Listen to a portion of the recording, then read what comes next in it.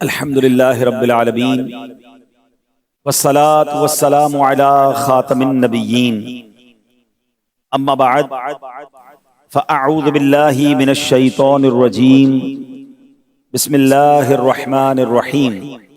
پڑھیے الصلاة والسلام علیک یا رسول اللہ وعلی آلک واصحابک یا حبیب اللہ.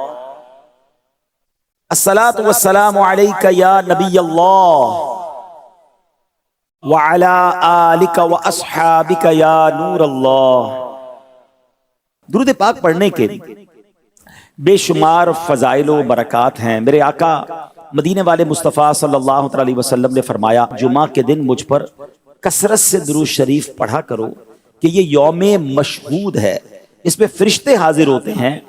جو بندہ مجھ پر درود پاک پڑھتا ہے اس کا درود مجھ پر پیش کیا جاتا ہے یہاں تک کہ وہ درود پڑھنے والا فارغ ہو جائے. حضرت ابو درداء رضی اللہ عنہ فرماتے ہیں کہ میں نے عرض کی وبعد الموت یا رسول اللہ علیہ الصلوۃ والسلام، کیا یہ معاملہ آپ کی حیات طیبہ ہی میں رہے گا یا آپ جب دنیا سے پردہ فرما جائیں گے پھر بھی یہ معاملہ ہوگا؟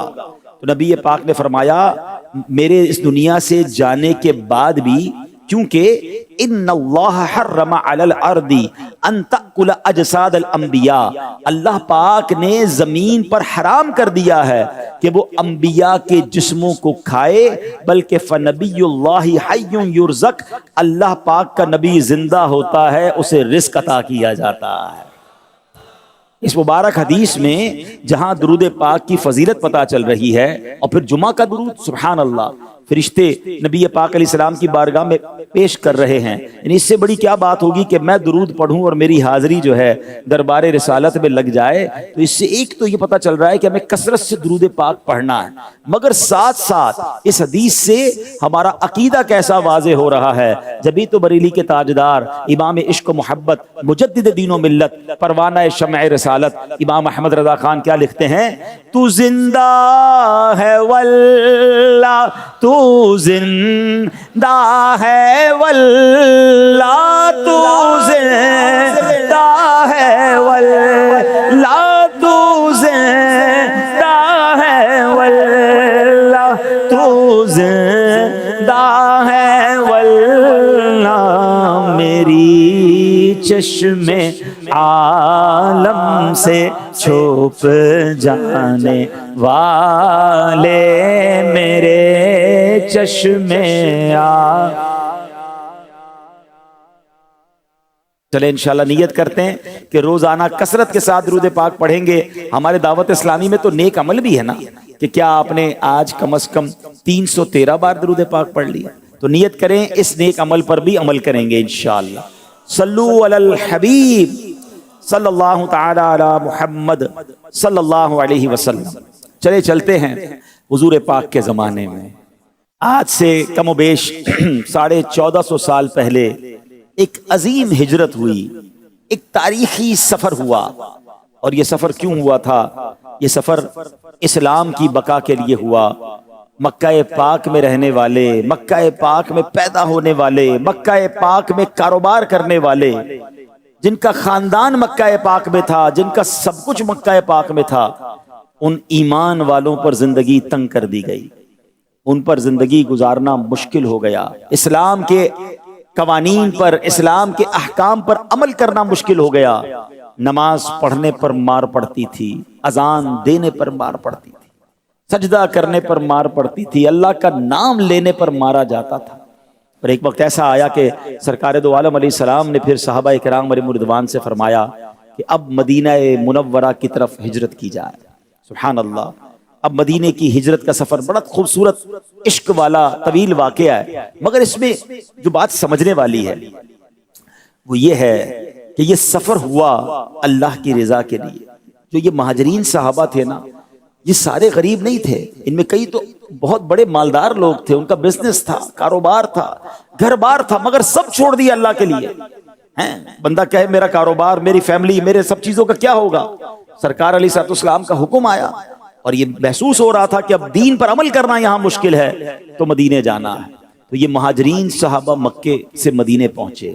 جو مدینے میں صحابہ تھے وہ انصار صحابہ کہلاتے تھے. ٹھیک ہے. اچھا اب انصار تو ویل سیٹل تھے، ان کا گھر تھا، ان کا کاروبار تھا، مہاجرین تو ایمٹی ہینڈڈ آئے تھے، خالی ہاتھ آئے تھے. مگر تاریخ نے ایسا منظر نہیں دیکھا ہوگا کہ نبی پاک علیہ الصلوۃ والسلام نے ایک رشتہ اخوت قائم کیا. انصار صحابہ سے فرمایا کہ جتنے مہاجرین آئے ہیں ہر ایک دوسرے کو اپنا بھائی بنائے، اس کے اپنے گھر میں اسے رکھے، اس کا خیال رکھے. سبحان اللہ. اور انصار صحابہ نے کمال کر دیا، اپنے گھر کے دروازے بھی کھولے، اپنے دل کے دروازے بھی کھول دیے. ایک ایک صحابی کو ویلکم کیا، اپنے ساتھ ایڈجسٹ کیا، ان کا کھانا پینا رہنا ان کے تمام اخراجات آپس میں ڈسٹریبیوٹ کر لیے گئے. پیارے آقا ایک کے ساتھ ایک کا اخوت کا رشتہ بناتے گئے. اب کیا ہوا، سرکار دو عالم علیہ الصلوۃ والسلام نے حضرت عبد الرحمن بن عوف رضی اللہ تعالیٰ عنہ، عظیم صحابی، یہ عشرہ مبشرہ میں بھی ہیں اور بہت مالدار صحابی بھی تھے، مکے میں بھی بڑے مالدار تھے، مگر چونکہ بڑا اچانک سے آنا پڑا تھا تو مال و دولت تو نہیں لا سکے تھے. تو ان کا جو رشتہ تھا حضرت سعد بن ربیع انصاری رضی اللہ تعالیٰ عنہ کے ساتھ جوڑ دیا گیا. اچھا اب کیا ہوا، حضرت سعد نے حضرت عبد الرحمن سے کہا کہ میں انصار میں سب سے زیادہ مالدار ہوں، میرے پاس بہت پیسے ہیں، اور ایسا کرتے ہیں کہ میرا جتنا مال ہے آدھا میں آدھا کر دیتا ہوں، آدھا آپ لے لیں، آدھا میرا ہو گیا. گھر بھی میرے پاس ہیں، اس میں سے بھی ایک گھر آپ لے لیں.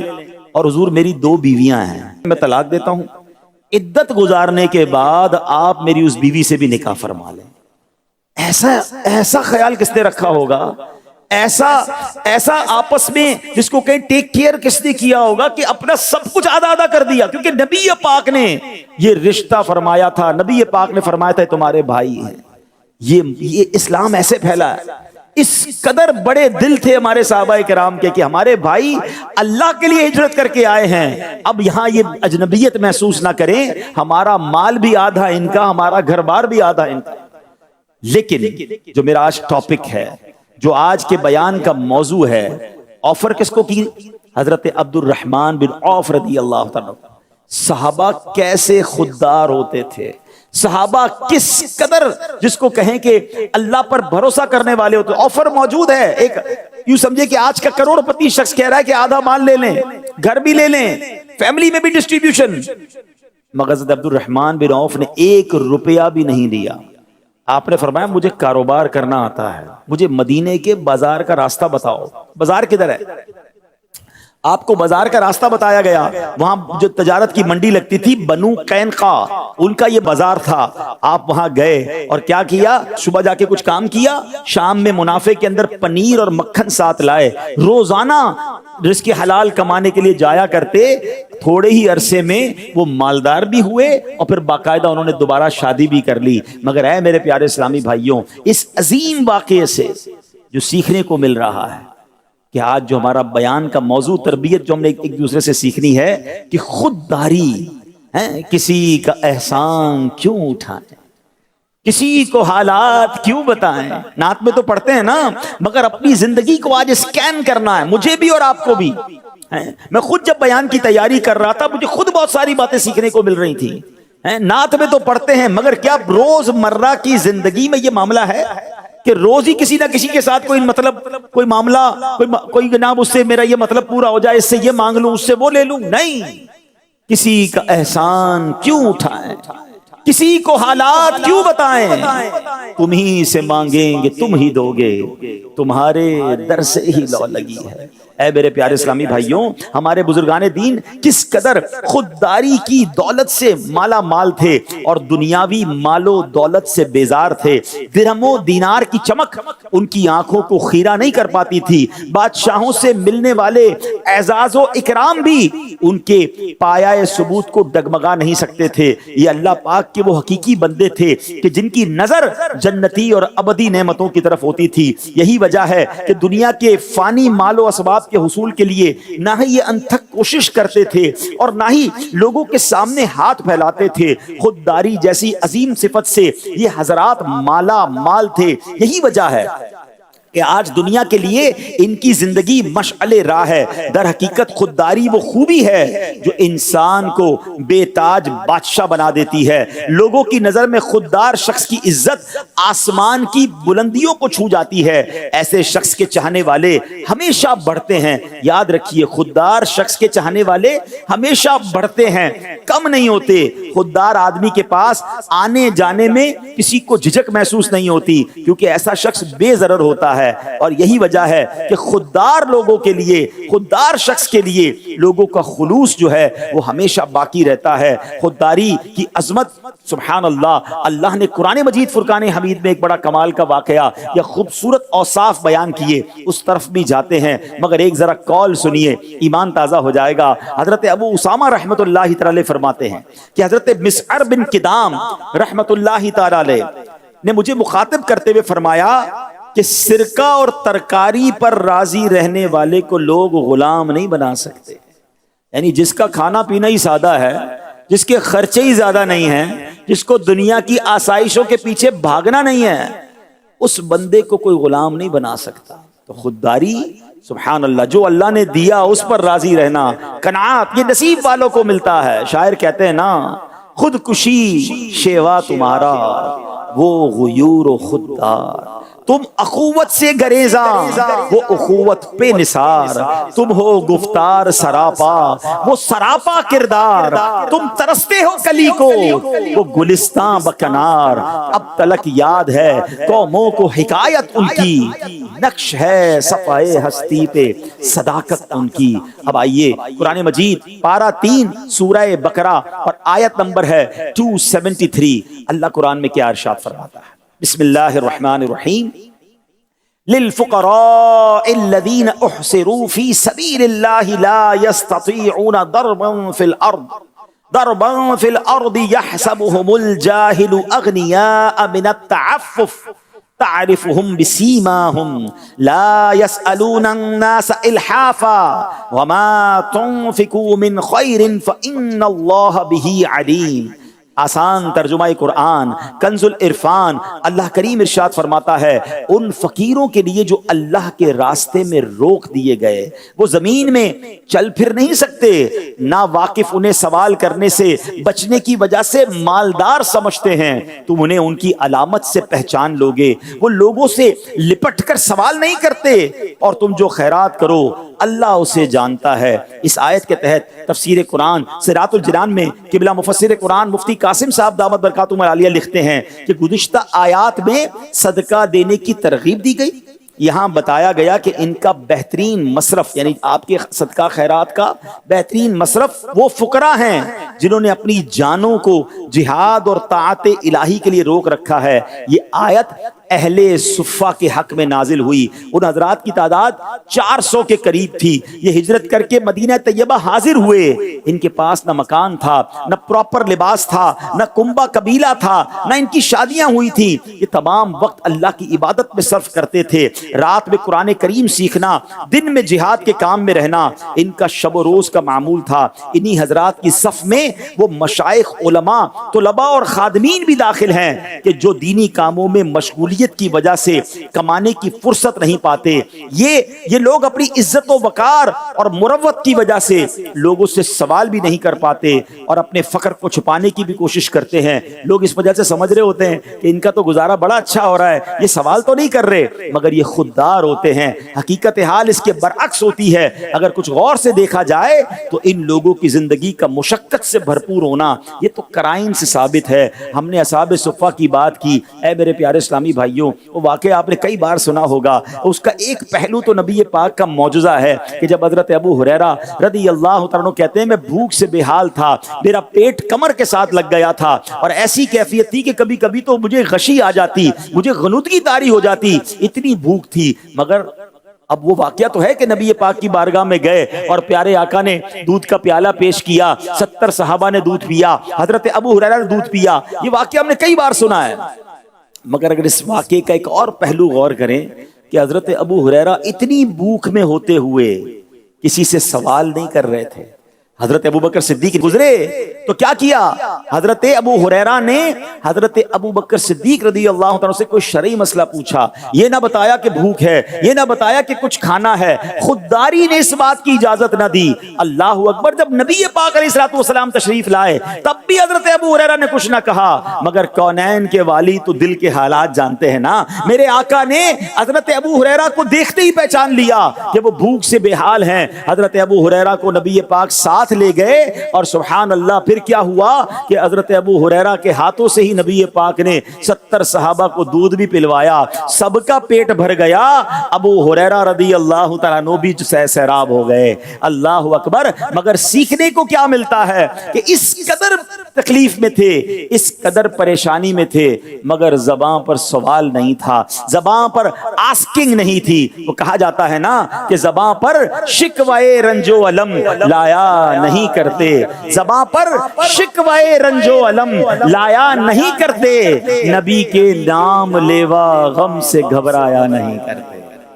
تو آج ہم نے یہ سیکھنا ہے۔ یقیناً مہنگائی کا دور ہے، یقیناً کافی لوگ ایسے ہوتے ہیں کہ جن کا جناب گزارا مشکل ہوتا ہے، مگر دنیا والوں کے مال کی طرف توجہ، دنیا والوں سے مانگنے کی طرف، دنیا والوں سے جناب کچھ مل جائے اس کی طرف توجہ دینے والا اپنا وقار کھو دیتا ہے، اپنی عزت کھو دیتا ہے، پھر لوگ بھی اس کے قریب نہیں آتے۔ اگر آج ہم دین کے داعی ہیں، ہم مبلغین ہیں، ہم اساتذہ ہیں، تو ہمیں یہ سوچنا ہوگا کہ ہمارا ہمیشہ کی طرح ایک ہی مقصد ہونا چاہیے کہ میرے تمام معاملات کے لیے میرا رب کافی ہے۔ میں نے اپنے رب کی بارگاہ میں عرض کرنا ہے، میں نے کسی دنیا دار کے آگے، میں نے کسی مالدار کے آگے پیچھے نہیں گھومنا، نہ اس کی نعمتوں کی طرف نظر رکھنی ہے۔ قرآن مجید فرقان حمید میں ایک اور جگہ ارشاد ہوا، ارشاد کیا ہوا؟ وَتَزَوَّدُوا فَإِنَّ خَيْرَ الزَّادِ التَّقْوَىٰ۔ آسان ترجمہ قرآن کنز العرفان، اور زاد راہ ساتھ لے لو، پس سب سے بہتر زاد راہ یقیناً پرہیزگاری ہے۔ اب اس آیت کے تحت تفسیر قرآن صراط الجنان میں بڑی کمال کی معلومات ہے۔ بعض یمنی لوگ حج کے لیے بغیر سامان سفر کے جاتے تھے، اچھا، اور اپنے آپ کو متوکل کہتے تھے کہ کوئی سامان نہیں لینا، سفر کریں گے توکل کریں گے، جس کے پاس جا رہے ہیں اللہ کی بارگاہ میں جا رہے ہیں، حج کرنے جا رہے ہیں، وہی عطا فرمائے گا۔ اب پھر وہاں جا کر بھیک مانگتے اور کبھی غصب اور خیانت بھی کرتے۔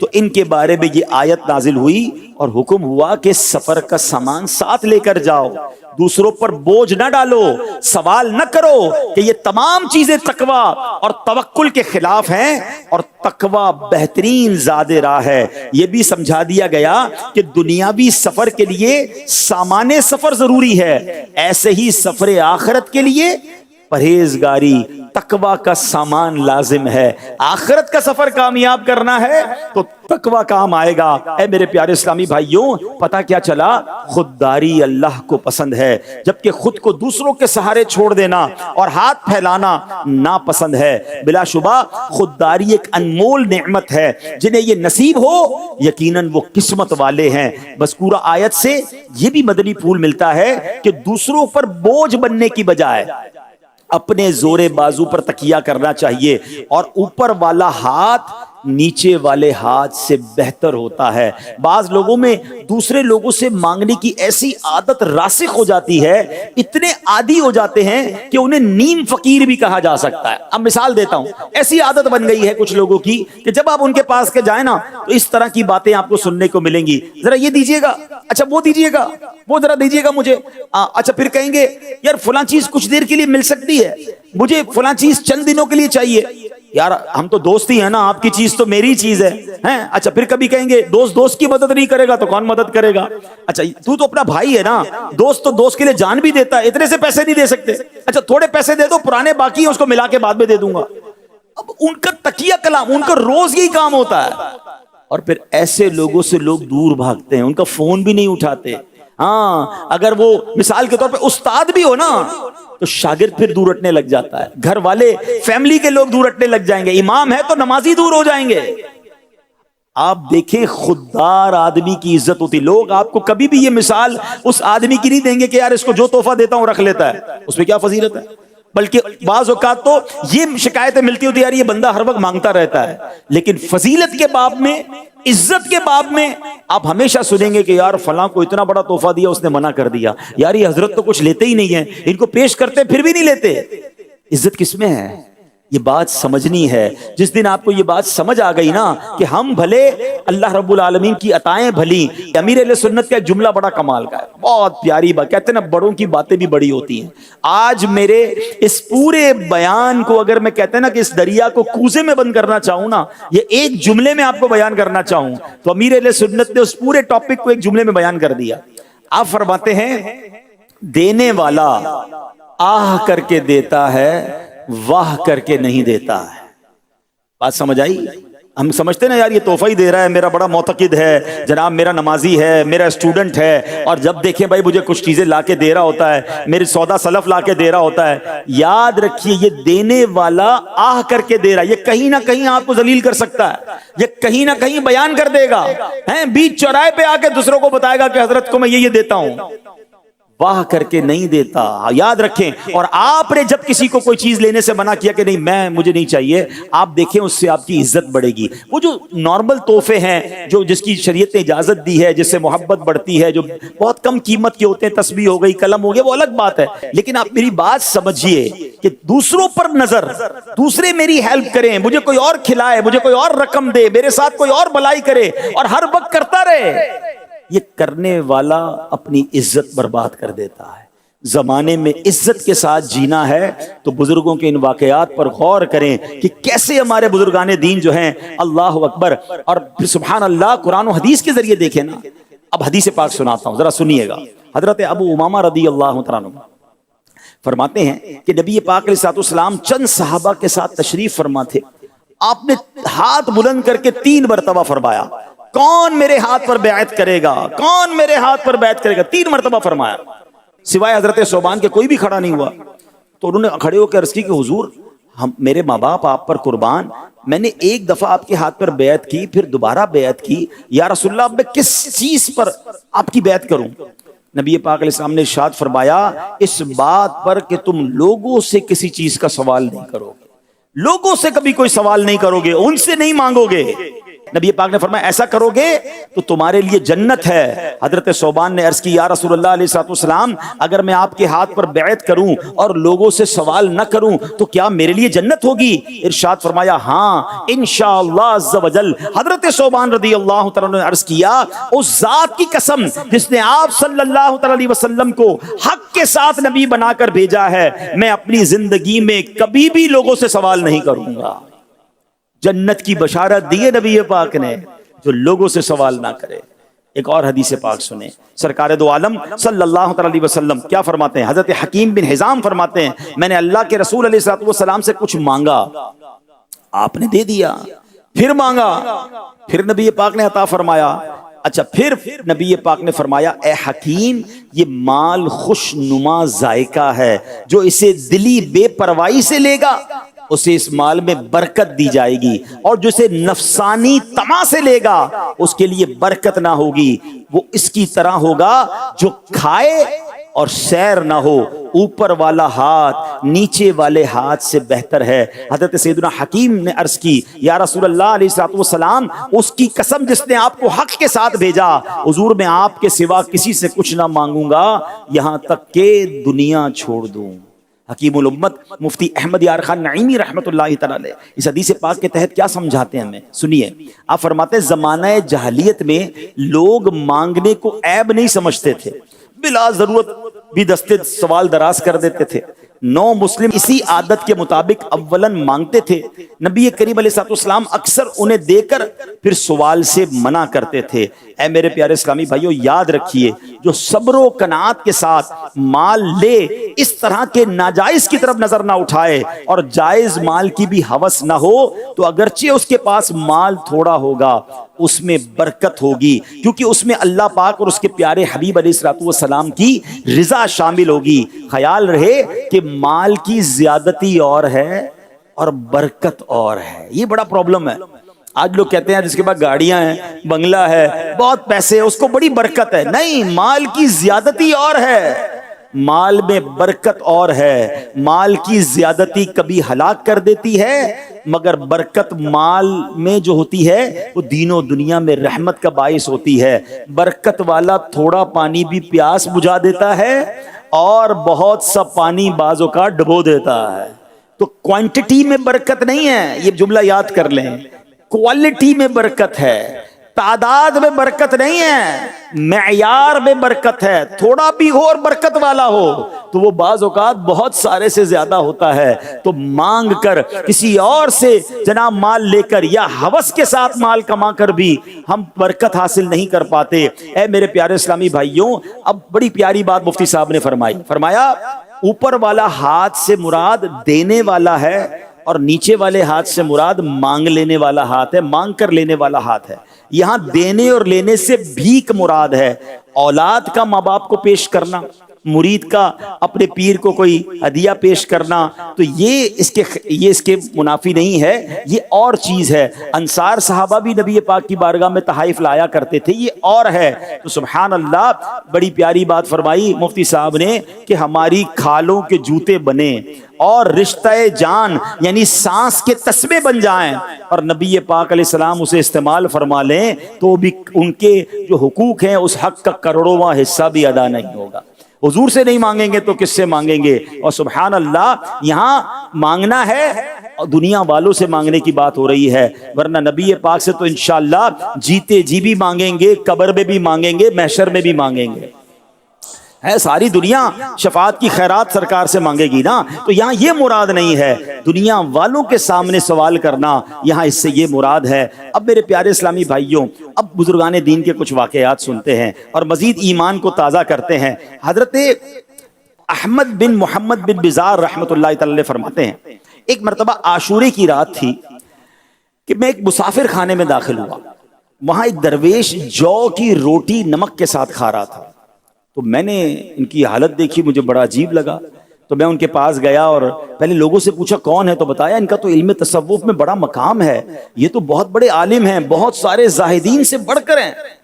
تو کہتے بڑے ادب سے ان کے پاس میں گیا اور کچھ ان کو دینار دیے، اور میں نے کہا کہ میں نے دیکھا ہے کہ آپ روزہ بھی رکھتے ہیں، افطار میں صرف جو اور نمک کھاتے ہیں، آپ کا بڑا مرتبہ بھی ہے، تو یہ دیناروں کی تھیلی ہے، اس میں 1000 دینار ہیں، یہ آپ قبول فرما لیں، کھانے کو کچھ نہیں ہے، افطار میں جو اور نمک سے افطار ہو رہا ہے اور اتنے بڑے عالم دین ہیں۔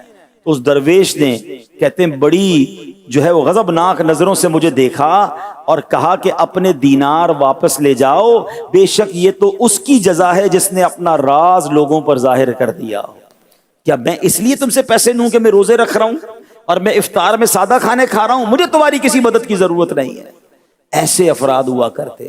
مسلمانوں کے پہلے خلیفہ حضرت صدیق اکبر رضی اللہ عنہ کی خودداری دیکھیے۔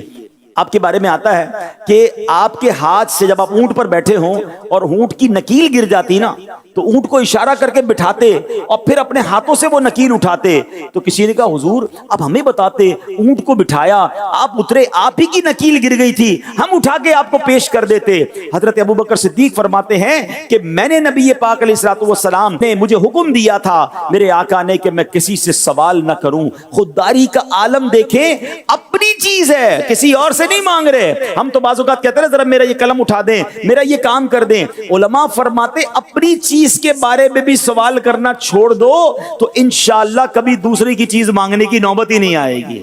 یہ خودداری کی پریکٹس ہے نا، کہ پہلے کیا ہوتا ہے انسان کہتا ہے ذرا میرا بیگ اٹھا لیں، میرا یہ کام کر دیں، میرا اب دوسروں سے کام کروانے کی یہ چیزیں لینے کی عادت پڑ گئی۔ تو اب وقت آئے گا کہ آپ ان کی چیزوں پر بھی نظر رکھیں گے۔ اب زندگی میں اگر ذہن ہی یہ بنا لیں کہ میں نے اب کسی سے کوئی سوال ہی نہیں کرنا، میں نے کسی کو کوئی کام اپنا بتانا ہی نہیں ہے، تو انشاءاللہ یہ سوال کی عادت نکل جائے گی۔ اللہ اکبر۔ ایک مرتبہ حاتم طائی، اب ذرا سنیے، جو سخاوت میں بڑا مشہور ہے نا، اس نے ایک بار بڑے زبردست دعوت کی۔ اس سے کسی نے پوچھا تم نے اپنے سے زیادہ کسی بلند ہمت آدمی کو دیکھا ہے؟ تم اتنے پیسے خرچ کرتے ہو، لوگوں کو بانٹتے ہو، تم سے زیادہ بلند ہمت کون ہے؟ کہتا ہے ہاں، میں اپنا واقعہ سناتا ہوں۔ میں نے ایک بار عرب کے بڑے امیروں کی دعوت کی، 40 اونٹ قربان کیے ہیں، اچانک دعوت تیاری ہو رہی تھی تو میں ذرا جنگل کی طرف گیا تو دیکھا ایک لکڑہارا جو ہے وہ لکڑیاں کاٹ رہا تھا. تو میں نے اس لکڑہارے سے کہا آج حاتم تائی نے دعوت کی ہے, تم نہیں گئے اس کی دعوت میں؟ خود حاتم تائی اس لکڑہارے سے پوچھ رہا ہے جو لکڑیاں جنگل میں کاٹ رہا ہے. قریبی دعوت ہو رہی ہے, 40 اونٹ پک رہے ہیں, دیگیں چڑھی ہوئی ہیں. ادھر تو جس کو دعوت نہ وہ پہنچ جاتا ہے, دعوت میں نہ بلائیں تو موڈ آف ہو جاتا ہے کہ یار سب کو بلایا ہمیں نہیں بلایا. یعنی دوسروں کی دعوت پر نظر ہے, دوسروں کی شادی پر نظر ہے, دوسروں کی تقریبات پر ہماری کیوں نظر ہے کہ وہ اس نے ہمیں کیوں نہیں بلایا, اتنا بڑا پروگرام کیا ہمیں نہیں بلایا. نہیں میرے پیارے اسلامی بھائیو, سنیے وہ لکڑہارے سے خود حاتم تائی پوچھتا ہے تم حاتم تائی کی دعوت میں نہیں گئے, اتنی بڑی دعوت ہے.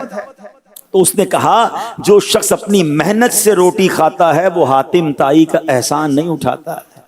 کیا کمال کا جملہ ہے. حاتم تائی کو ہی جواب دے رہا ہے کہ جو بندہ اپنی محنت سے روٹی کماتا ہے وہ حاتم تائی کا احسان نہیں اٹھاتا. خود حاتم تائی کہتا ہے اپنے سے بڑھ کر اگر میں نے کسی ہمت والے کو دیکھا ہے تو وہ لکڑہارے کو دیکھا.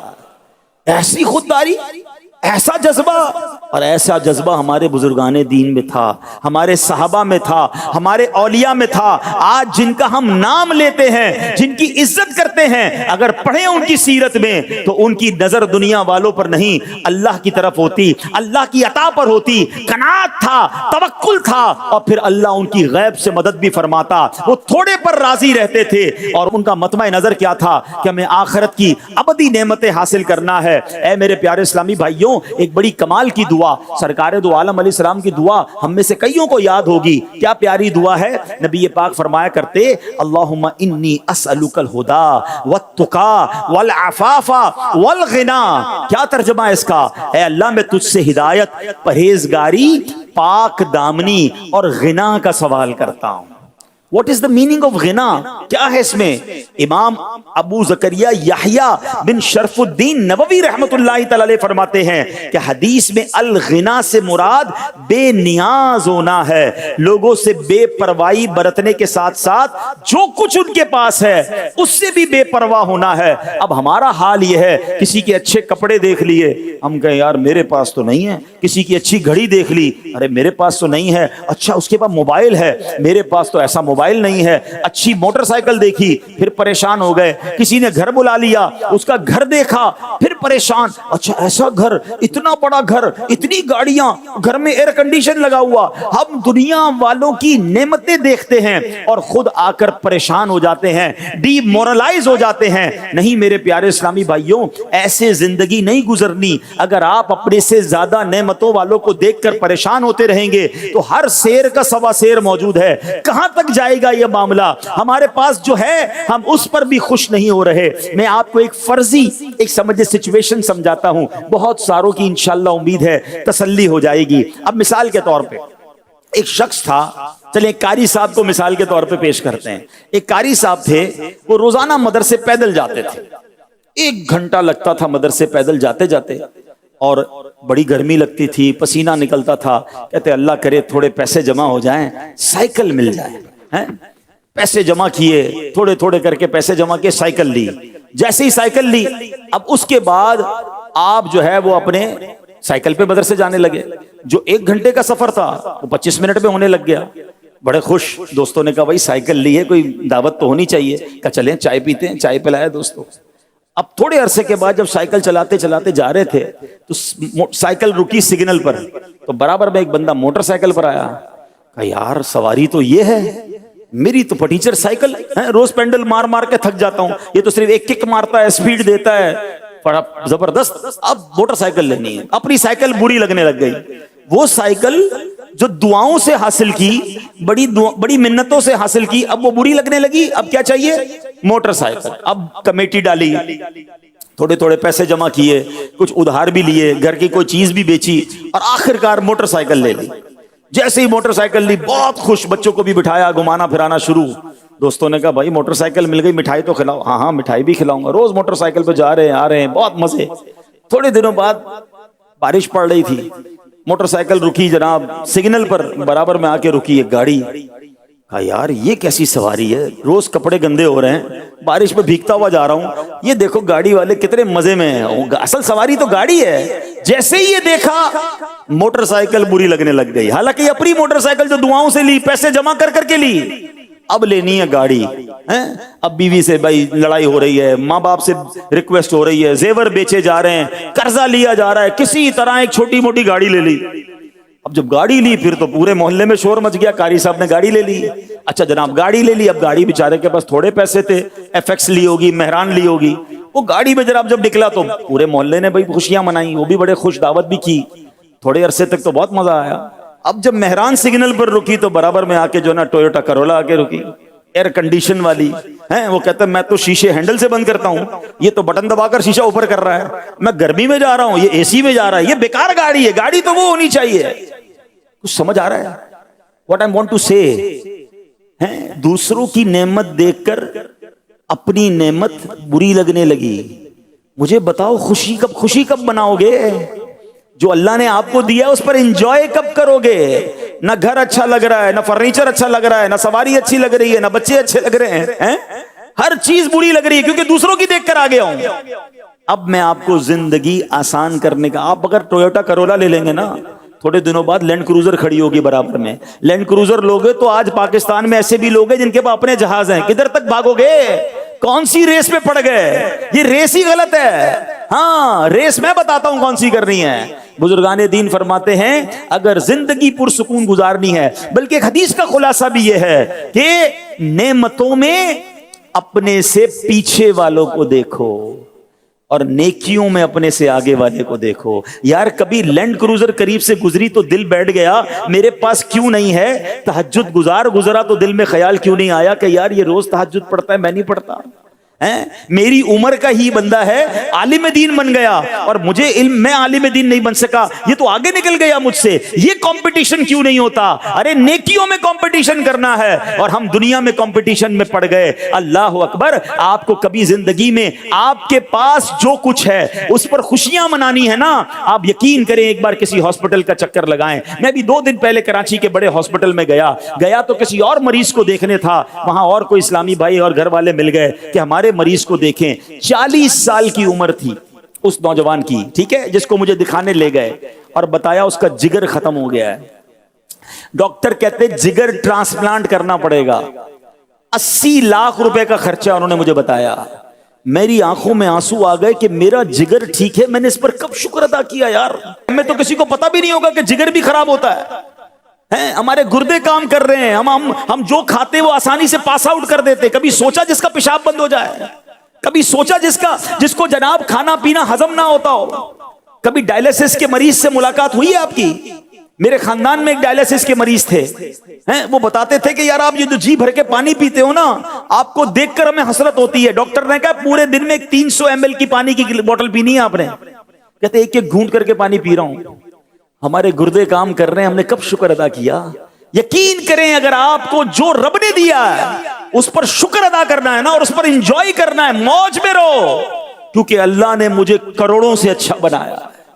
پرابلم یہ ہے کہ دوسروں کو دیکھ کر ڈی مورلائز، اور اسی چکر میں انسان حرام کی طرف جاتا ہے کہ میں نے بھی وہ بننا ہے، میں نے بھی وہ لینا ہے، میں نے بھی وہ خریدنا ہے۔ ارے جو رب نے دیا اس پر شکر ادا کیوں نہیں کرتے؟ اللہ نے تمہیں کروڑوں سے اچھا بنایا ہے۔ خدا کی قسم دنیا کے خرب پتی ایک طرف، مجھے اور آپ کے رب نے جو ایمان عطا فرمایا اس کی کوئی قیمت نہیں ہے۔ اللہ نے بن مانگے مسلمان بنایا نہیں بنایا؟ اچھا پھر صرف ایمان والا بنا دیتا اور حضرت عیسیٰ کا امتی بنا دیتا، حضرت موسیٰ کے زمانے میں پیدا کر دیتا، مگر میرے رب نے کرم بالائے کرم یہ کیا کہ ایمان والا بھی بنایا اور اپنے آخری نبی علیہ السلام کا امتی بھی بنا دیا۔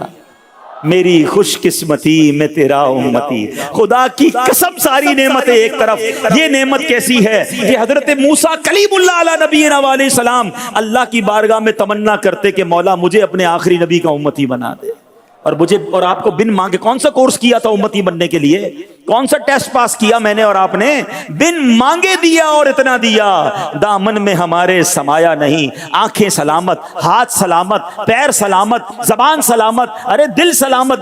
جاؤ تو صحیح دیکھو لوگ کتنی بڑی بڑی پریشانیوں میں ہیں۔ آپ چھوٹے گھر میں رہتے ہیں، لوگ کرائے کے گھر میں ہیں۔ آپ کرائے کے گھر میں رہتے ہیں، لوگ جھونپڑی میں رہتے ہیں۔ آپ جھونپڑی میں رہتے ہیں، لوگ روڈوں پر سوتے ہیں۔ آپ روڈ پر سوتے ہیں، لوگ اس وقت جیلوں میں گرفتار ہیں، آپ آزاد ہیں۔ ہر بندے سے زیادہ مشکل میں لوگ موجود ہیں۔ میں آپ سب کو یہ دعویٰ کر رہا ہوں، چیلنج دیتا ہوں، جیسی آپ لائف گزار رہے ہیں، کروڑوں لوگ اس لائف گزارنے کا خواب دیکھ رہے ہیں۔ اللہ نے ہمیں اور آپ کو عطا فرمایا۔ شکوے، شکایات، ڈی مورلائز، آلویز انسان نے سر پر طاری کر دیا، میں پیچھے رہ گیا، میں قرآن کی تعلیم کرتے کرتے کب آگے بڑھوں گا، میں دیندار بن گیا، میں پیچھے رہ گیا۔ ارے یہ تعلیمات نہیں ہے اسلام کی۔ ہم دنیا میں مسافر کی حیثیت سے آئے ہیں۔ اگر اللہ نے دنیا میں تھوڑا دیا، راضی رہو۔ سنو حدیث پاک، ایمان تازہ ہو جائے گا۔ سرکار دو عالم علیہ السلام فرماتے ہیں، جس کا مضمون ہے جو اللہ کے تھوڑے دیے پر راضی ہو جائے، اللہ بھی اس کے تھوڑے عمل پر راضی ہو جاتا ہے۔ اللہ اکبر۔ یقین کرو یہ سودا مہنگا نہیں ہے۔ دنیا میں تھوڑا ملے اور رب میرے ٹوٹے پھوٹے اعمال پر راضی ہو کر مجھے جنت میں داخل کر دے، یہ سودا مہنگا نہیں۔ دنیا میں بہت ملے اور قیامت کے دن بہت سارا عمل مانگ لیا تو کیسے جواب دوں گا؟ زیادہ جس کو ملا اس کو ڈرنا چاہیے، وہ کدھر سے لائے گا اعمال؟ اگر غربت ہے، تھوڑا ہے اور بندہ اللہ کے اس دیے پر راضی رہنا شرط ہے۔ مسئلہ راضی بھی تو نہیں رہتے نا، تھوڑا بھی ہے، شکوے بھی ہیں۔ راضی رہیں، اللہ کی رضا پر راضی رہیں اور خودداری کے ساتھ زندگی گزاریں۔ حضرت ابو الحسن علی بن احمد بن حسین یزدی شافعی رحمت اللہ تعالی علیہ کے بارے میں ابو سعید سمعانی فرماتے ہیں کہ آپ رحمت اللہ تعالی علیہ بڑے عالم، فاضل، اچھی سیرت کے مالک، خوددار اور سخی تھے۔ کثرت سے روزے رکھتے تھے، عبادت کیا کرتے تھے، حسن اخلاق کے پیکر، ہمیشہ خندہ پیشانی سے ملنے والے اور عاجزی کرنے والے تھے۔ قناعت اور دوسروں سے بے نیازی کا عالم یہ تھا۔ ذرا سنیے گا کہ آپ اور آپ کے بھائی کے پاس صرف ایک امامہ اور ایک قمیص تھی۔ اب ایک بھائی امامہ اور قمیص پہن کر باہر جاتے تو دوسرے بھائی گھر میں رہتے تھے۔ اللہ اکبر، کیونکہ باری باری وہ یہ لباس بدلتے تھے۔ ہے کوئی ہمارے پاس ایسا کہ جس کے پاس ایک امامہ اور ایک ہی قمیص ہو، پہن کر آیا، اب جب تک وہ دھلے گی نہیں دوبارہ چینج نہیں ہوگا؟ اتنا شکوہ، ایسی، اس کے باوجود کسی سے مانگتے نہیں تھے۔ اے میرے پیارے اسلامی بھائیوں، خودداری ایک خوبی ہے، اگر اس میں فائدے کتنے ہیں۔ خودداری ہمیں سوال کرنے سے بچاتی ہے، خودداری ہماری عزت بڑھاتی ہے، خودداری دوسروں کی محتاجی سے بچاتی ہے، خودداری ہمارا حوصلہ بڑھاتی ہے، خودداری بھیک جیسی عادت پڑھنے سے بچاتی ہے۔ نیز سب سے بڑا فائدہ یہ ہے کہ خودداری مخلوق سے ہٹا کر خالق کی ذات میں مشغول کر دیتی ہے۔ فوکس ہی ایک ہو جاتا ہے، اللہ رب العالمین کی ذات کی طرف رجوع کرنا ہے، اسی سے مانگنا ہے، اسی سے عرض کرنا ہے۔ بلکہ اللہ اکبر، اللہ سے بھی کیا مانگنا ہے، یہ بڑی کمال کی بات آج آپ کو میں سناتا ہوں کہ اللہ کی بارگاہ سے بھی کیا مانگنا ہے، یہ سمجھنا ہے۔ اللہ کرے یہ بات سمجھ آ جائے۔ حضرت رابعہ بصریہ رضی اللہ تعالیٰ عنہا، ان کی خدمت میں ایک شخص نے آپ کو 40 دینار پیش کیے، کہا کہ یہ لیجیے اور اپنی ضروریات پوری کر لیجیے۔ آپ رونے لگی، آسمان کی طرف سر اٹھا کر کہتی ہیں، اللہ جانتا ہے میں اس سے بھی دنیا مانگنے میں شرماتی ہوں، حالانکہ وہی اس کا مالک ہے، پھر اس شخص سے کیسے رقم لے لوں جو دنیا کا مالک بھی نہیں ہے۔ میں تو دنیا کے مالک سے بھی دنیا نہیں مانگتی ہوں، اس سے بھی آخرت کا سوال کرتی ہوں، تو دنیا والوں سے دنیا کیسے لے لوں؟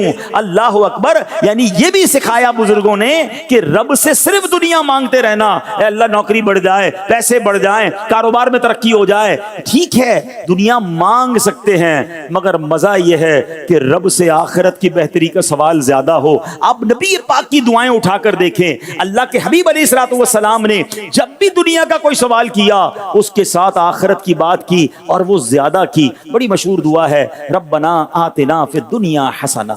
آگے کیا ہے؟ وفی الآخرۃ حسنہ، اور آگے کیا ہے؟ وقنا عذاب النار، دنیا ایک بار اے اللہ دنیا کی بہتری، دنیا کی آسانی عطا فرما، آخرت کی بھی بہتری عطا فرما، عذاب قبر سے بچا۔ سرکار دو عالم اپنے بچوں کے لیے جب دعا مانگتے، ہم بھی مانگتے ہیں اللہ بچوں کی خیر فرما، بال بچوں میں محبت عطا فرما، مگر لک ایٹ دا وے، دیکھیے نبی پاک کا طریقہ کیا ہے، ربنا ہب لنا من ازواجنا وذریاتنا قرۃ اعین واجعلنا للمتقین اماما، اے اللہ میرے بچوں میں، میری آل اولاد میں محبت اور پیار عطا فرما، انہیں میری آنکھوں کی ٹھنڈک بنا۔ بات تو پوری ہو گئی یہاں پر، نہیں، وجعلنا للمتقین اماما، اے اللہ ہمیں متقیوں کا امام بنا دے۔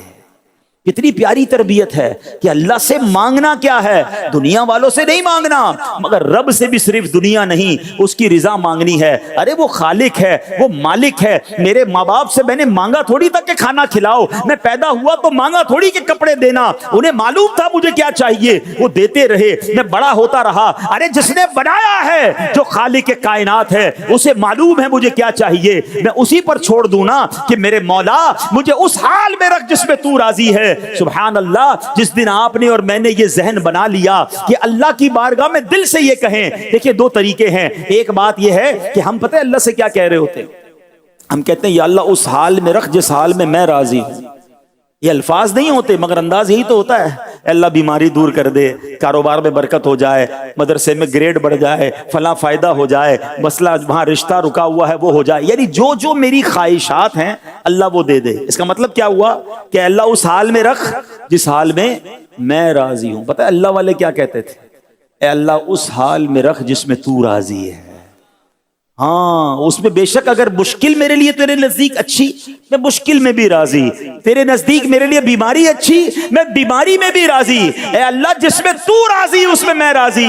جس دن آپ کا یہ ذہن بن گیا، آپ نے اللہ کی بارگاہ میں یہ تمنا کی، آپ دیکھو پھر اللہ کریم کی طرف سے کیسے عطائیں برستی ہیں۔ سبحان اللہ، یہ بات ہے کہ بندہ سبمشن کرے اللہ کی بارگاہ میں کہ مولا مجھے اس حال میں مت رکھ جس میں میں راضی، اے مولا مجھے اس حال میں رکھ جس میں تو راضی ہے۔ ہاں یہ اللہ والوں کی بات ہے، سمجھ تھوڑی دیر سے آئے گی۔ میں جے سونا میرے دکھ وچ راضی، جے سونا میرے دکھ وچ راضی، میں سکھنوں چلے پاواں، پھر مجھے اس سکھ کو کیا کرنا ہے اگر میرا رب اس میں راضی ہے۔ ہوا تھا نا حضرت ابراہیم کو جب آگ میں ڈالا جا رہا تھا، آئے تھے فرشتے کہ حضور ہمیں بتائیں، ہم ہوا چلاتے ہیں، ہم موارش چلاتے ہیں، آگ بجھا دیتے ہیں، آپ نے فرمایا مجھے تمہاری کوئی ضرورت نہیں، میرا رب دیکھ رہا ہے، میرا رب کارساز ہے۔ جب آپ کو بالکل آگ میں ڈالا جانے لگا تو پھر کیا ہوا؟ جبریل امین آئے کہ حضور آپ ہم سے تو مدد نہیں مانگ رہے، اللہ سے تو مانگ لیں۔ پھر کیا جواب دیا تھا؟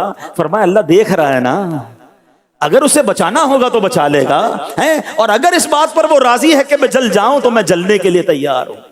پھر کیا ہوا؟ وہ آگ کو ڈائریکٹ اللہ نے حکم دیا، یا نار کونی بردا وسلاما علی ابراہیم، اے آگ ٹھنڈی اور سلامتی والی ہو جائے ابراہیم پر۔ جب بندہ اللہ کی بارگاہ میں سر جھکاتا ہے تو اللہ آگ کو بھی باغ بنا دیتا ہے۔ اگر آج بھی ہو ابراہیم سا ایمان پیدا، فرق یہی تو ہے، ہمارا ایمان وہ نہیں رہا۔ اگر آج بھی ہو ابراہیم سا ایمان پیدا، آگ کر سکتی ہے انداز گلستان پیدا۔ آج بھی آگ باغ بن جائے گی، ایمان وہ چاہیے۔ تو اے میرے پیارے اسلامی بھائیوں، خودداری اپنانی ہے۔ اب آخر میں اس شخصیت کا واقعہ سن لو جن سے ہم سب بڑا پیار کرتے ہیں، بریلی کے تاجدار امام عشق و محبت اعلی حضرت رحمت اللہ تعالی علیہ۔ آپ کی بارگاہ میں ایک شخص آیا، حاضر ہوا، مرید تھا، مٹھائی کا تحفہ پیش کیا، سلام کیا اور مٹھائی کا تحفہ پیش کیا۔ آج حضرت فرمایا بتاؤ کچھ اور ضرورت کا؟ نہیں، بس حضور آپ کے دیدار کے لیے آیا۔ آپ نے مٹھائی کا ڈبہ گھر میں بھجوا دیا، اور کسی چیز کی حاجت کا نہیں ہو۔ تھوڑی دیر گزر گئی، کہتا حضور ایک تعویذ چاہیے۔ آپ نے تعویذ لکھ کر دیا اور اپنے بچے جو خادم تھا گھر سے جا کے وہ مٹھائی کا ڈبہ لے آؤ، اور ڈبہ واپس آیا، تعویذ بھی دیا، مٹھائی کا ڈبہ بھی دیا، اور فرمایا ہمارے یہاں تعویذ بکتا نہیں ہے۔ مٹھائی دے کر تعویذ لینے آئے ہو تو پھر مٹھائی لے لو اور تعویذ بھی لے لو۔ کیسی خودداری ہے! اور آج مجھے اور آپ کو کوئی بیان پر بلائے، تلاوت پر بلائے، کسی تقریب میں بلائے اور تحفہ نہ دے تو اپنے دل کی کیفیت چیک کریں یار، بڑے کنجوس لوگ ہیں، علماء کی خدمت ہی نہیں کرتے، بلاتے ہی نہیں ہیں۔ غور کریں پھر مقصد کیا تھا آپ کا؟ بیان کرنا، نعت پڑھنا، تلاوت کرنا، یہ کس لیے گئے تھے؟ قرآن پڑھنا اس لیے گئے تھے کہ دنیا کی کوئی چیز ملے؟ نہیں، اللہ کی رضا کے لیے۔ اللہ سلامت رکھے میرے پیر و مرشد امیر اہل سنت کو اور دعوت اسلامی کے خوبصورت اس ماحول کو، جس نے ہماری دعوت اسلامی کے مبلغین کی تربیت فرمائی کہ جناب بیان کرنا ہے، تلاوت کرنی ہے، قرآن خوانی کرنی ہے، نعت پڑھنی ہے، تو کوئی آپ نے لفافہ یا کوئی ڈیمانڈ نہیں کرنی ہے، اللہ کی رضا کے لیے کام کرنا ہے۔ اور آج بھی آپ دیکھ لیں، وہ مبلغین، وہ علماء، وہ نعت خواں، وہ اسلامی بھائی جو فقط اللہ کی رضا کے لیے یہ کام کر رہے ہیں، اللہ انہیں عروج عطا فرماتا ہے، لوگوں کے دلوں میں ان کی عزت اور بڑھ جاتی ہے۔ تو اے میرے پیارے اسلامی بھائیوں، ہم دین کے داعی ہیں، ہمارا کام لوگوں کو دین کے قریب لانا ہے۔ عام لوگوں سے زیادہ خودداری ہمارے اندر ہونی چاہیے تاکہ لوگ دین کے قریب آئیں۔ اگر دیندار ہی خوددار نہیں ہوگا تو لوگ تو ویسے بھی دین سے دور ہیں، پھر کون دین کے قریب آئے گا؟ تو اے میرے پیارے اسلامی بھائیوں، اپنے اندر خودداری کا جذبہ بیدار کریں، اپنی زندگی کا یہ اصول بنا لیں کہ میں نے کسی سے سوال نہیں کرنا۔ انشاءاللہ اگر کوئی مشکل پڑی تو میں اپنے رب کی بارگاہ میں سر جھکاؤں گا، اور جب میرا توکل اور میرا ایمان مضبوط ہوگا تو میرا رب ضرور غیب سے میری مدد فرمائے گا۔ اور اس نے وعدہ فرمایا ہے قرآن میں، یہ آیت کئی بار آپ نے تلاوت کی ہوگی، آپ میں سے کئیوں کو یاد ہوگی، وَمَن يَتَّقِ اللَّهَ يَجْعَل لَّهُ مَخْرَجًا، جو اللہ سے ڈرے اللہ اس کے لیے راستہ نکالے گا، ہاں اس کے لیے نجات کا راستہ نکالے گا، اس کو راستہ ملے گا۔ پھر آگے کیا فرمایا؟ وَيَرْزُقْهُ مِنْ حَيْثُ لَا يَحْتَسِبُ، اللہ وہاں سے روزی دے گا جہاں تمہارا گمان بھی نہیں ہوگا۔ اب آپ کو پتہ بھی نہیں چلے گا یہ معاملہ حل کیسے ہو گیا۔ اور آگے خوبصورت اعلان کیا ہے؟ وَمَن يَتَوَكَّلْ عَلَى اللَّهِ فَهُوَ حَسْبُهُ، جو اللہ پر بھروسہ کرے اللہ اس کے لیے کافی ہے۔